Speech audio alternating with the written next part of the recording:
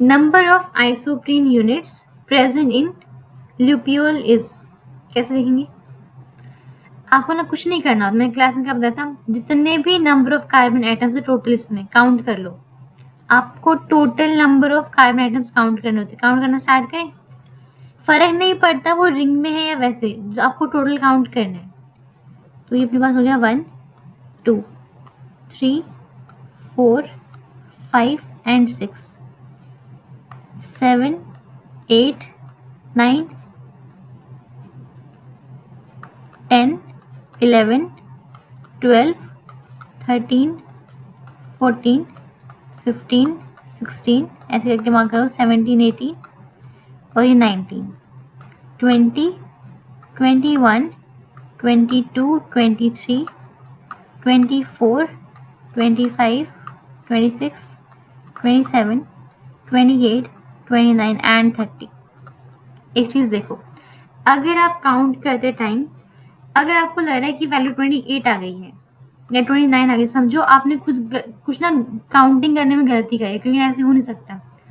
हमेशा कुछ ना कुछ 5 का मल्टीपल ही आने वाला होता है। 25 आ सकता है, क्योंकि क्या पता हमें आइसोप्रीन जो यूनिट होती है वो कैसी होती है, ऐसे होते हैं 1 2 3 4 5 कार्बन।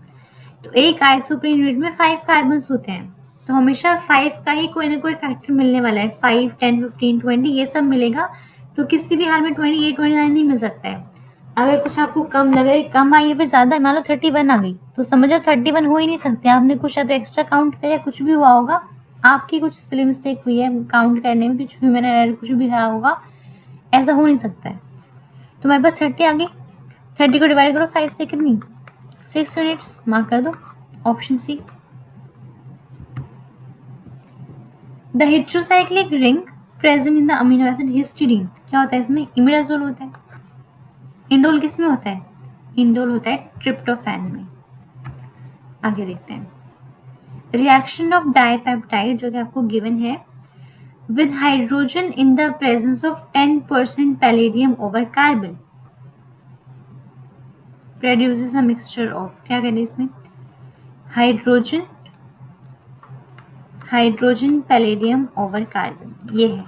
क्या होगा यहाँ पर? हाइड्रोजनोलिसिस, बेंजाइलिक कार्बन है, इसके साथ ऑक्सीजन लगा हुआ है, ये वाला बॉन्ड ब्रेक करेगा, एक एच यहाँ पर आएगा, एक एच यहाँ पे आएगा, क्या बन जाएगा? ये फिनाइल के ऊपर CH3 बनेगा ना, ये क्या होता है? टोलुइन।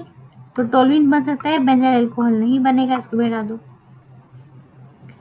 यहाँ पे COH बनेगा, यहाँ से CO2 निकल जाएगी, कार्बन डाइऑक्साइड यहाँ पर भी, यहाँ पर भी। इसके बाद देखो, क्या ये CH2PH यानी कि फिनाइल एलेनिन, तो फिनाइल एलेनिन होगा, फिर क्या है बस ल्यूसीन है, मार्क करो directly option B. The constituent amino acids present in the following dipeptide respectively are, आपको स्ट्रक्चर पता होगा तब ये क्वेश्चन कर पाओगे, अदरवाइज तो नहीं हो सकता। तो देखते हैं, ये अपने पास देखो, ये COH होगा, जाके इसने ये बॉन्ड बनाया है, पेप्टाइड बॉन्ड बनाया है, COH ये NH2 है, CH2COH कौन सी एसिड है अपने पास? ये एस्पर्टिक एसिड, एस्पर्टिक ये नहीं हो सकती, ये नहीं हो सकती। इसके बाद क्या है अपने पास? ये लाइसिन है ना, लाइसिन तो है, लेकिन पॉइंट ये है कि स्टीरियोकेमिस्ट्री कौन सी है, मतलब RH निकालना पड़ेगा ना, निकालते हैं इसके, अब इसका निकालते हैं, यहाँ पे H दिखा देते हैं ऐसे करके। इसको मिलेगी फर्स्ट प्रायोरिटी, इसको मिलेगी सेकंड, इसको मिलेगी थर्ड। तो इनके पास कौन सा होना चाहिए? S होना चाहिए, लेकिन क्या है अपने पास वेज पे चेंज करके R कर दो, R कर दिया, तो अपने पास जो एस्पर्टिक एसिड वो R होनी चाहिए, इसलिए 16th का ऑप्शन ए जो है वो करेक्ट रहेगा। दूसरा काउंट करने निकालने की जरूरत ही नहीं है, डायरेक्टली मार्क कर देंगे 16th का option A. The major product be formed in the following reaction sequence and overall yield of its formation are, reaction जैसे मर्जी में फर्क नहीं पड़ता, हमें याद देखना है, हमें निकालें ओवरऑल यील्ड। कैसे निकालेंगे? 60% यहाँ पे कितनी 80, 60 इंटू 80 डिवाइड बाई 100 कर लो, बस ऐसे करना होता है, इंटू 100 कर दो लास्ट में, जितना भी परसेंटेज गिवन है डिवाइड बाई 100 करके इंटू 100 करना होता है। 2 0 से 2 0 कैंसिल, ये से ये कैंसिल, 8 6 48, तो ये नहीं हो सकता, ये नहीं हो सकता, 48 आएगा, ये हो सकता है, ये हो सकता है। इसके बाद देखो, स्टार्टिंग में S ग्लूटामिक एसिड था, तो लास्ट में रिएक्शन के बाद क्या होगा, एस ही बचना चाहिए। आप सिर्फ इसकी स्टीरियोकेमिस्ट्री निकालो। इसको मिलेगा 4, इसको मिलेगा 1, इसको मिलेगा 2, इसको मिलेगा 3। तो ये एस हो गया, तो ये एस ही रहेगा। स्टार्टिंग में भी ऐसे, लास्ट में भी ऐसे, मार्क करो directly option A. Question number 18. The peptide A on reaction with 1-fluoro-2,4-dinitrobenzene, कौन सी रिएक्शन है अपने पास? ये एडमिन से पहले वाली कौन सी होती है, जिसमें हम बोलते हैं ये वाला रिएजेंट यूज हुआ DNFP। मैं रिएक्शन का नाम तो भूल गई, बट ये है कि अपने पास DNFP रिएजेंट यूज होने वाला है ना। हमेशा काम तो पता ही, उसी से काम चला लेंगे। लेट्स यहाँ पे फ्लोरीन लगा हुआ है, 2,4-डाइनाइट्रोफ्लोरो, ऐसे करके 2,4-डाइनाइट्रोफ्लोरोबेंजीन होता है। और ये 2,4-डाइनाइट्रोफ्लोरोबेंजीन हो गया। इसका हमने रिएक्शन करवाना है किसके साथ, एक कोई पेप्टाइड है ए के साथ, है ना। उसका रिएक्शन करवाया, तो करवाने के बाद जब हमने करवाया उसका हाइड्रोलिसिस के बाद क्या मिलने वाली है, एक तो फिनाइलएलेनिन, हाइड्रोलिसिस के बाद तो मिली है फिनाइलएलेनिन, एक अपने पास एलेनिन है और एक सेरीन है।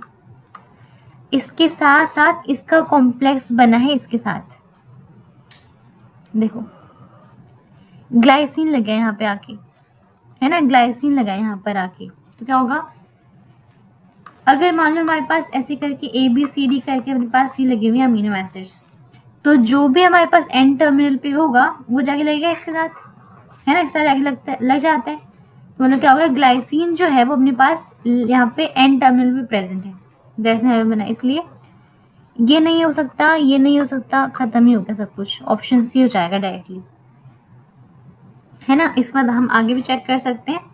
अभी पहले तो ये है, इसके बाद क्या है, on the other hand peptide A after 2 cycle of Edmund degradation, जब 2 बार करने के बाद अगर हमारे पास 4 अमीनो एसिड हैं, 2 बार करने से क्या होगा, पहले स्टेप में ये वाली निकल जाएंगी एडमंड के साथ, दूसरे वाले स्टेप में ये निकल, लास्ट में क्या बचेगा, COD बचेंगे। तो लास्ट में ये बचे हैं फिनाइलएलेनिन और सेरीन बचे हैं, यानी कि फिनाइलएलेनिन और सेरीन को लास्ट में लगे होंगे, इसमें हो सकते हैं, इसमें हो सकते हैं। ये तो वैसे ही गलत हो गया, इसलिए मार्क करो डायरेक्टली सी, ऐसे करके 18 का ऑप्शन सी हो जाएगा।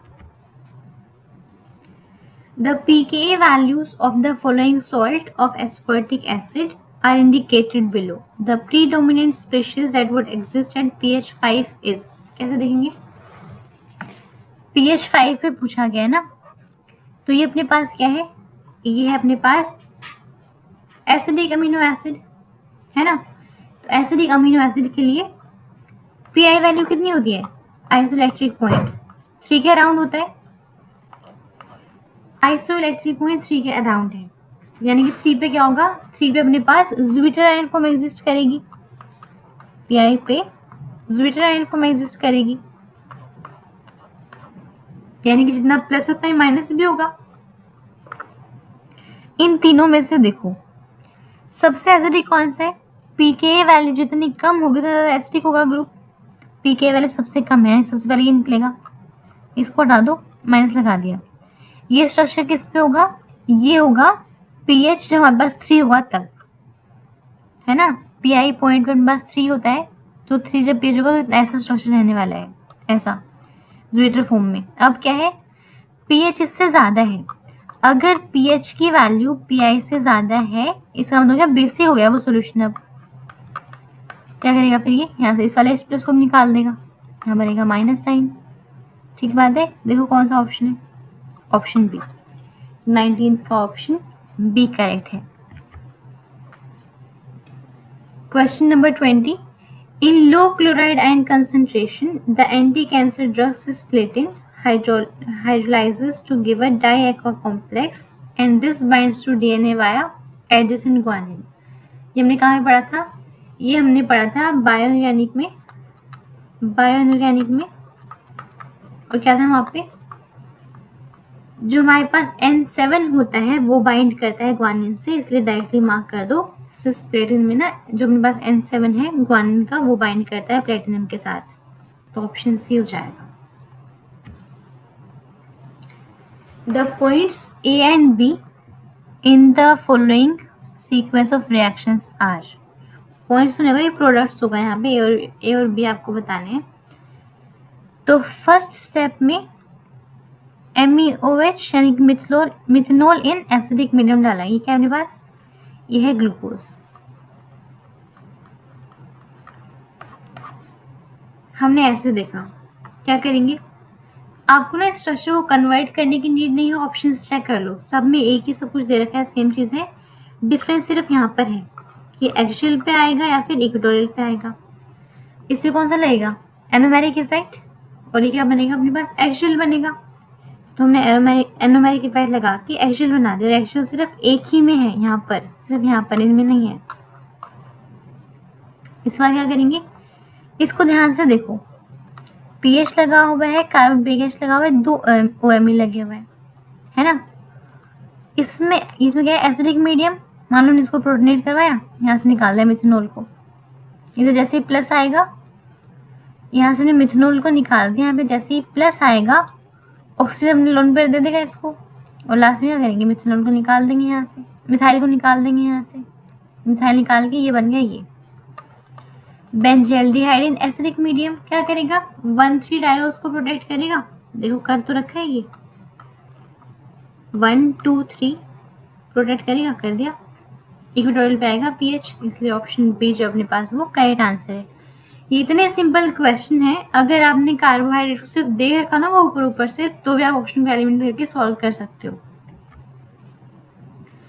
Question number 22, the amino acid constituents of artificial sweetener given below are. आपको बताना कौन से कॉन्स्टिट्यूएंट्स हैं।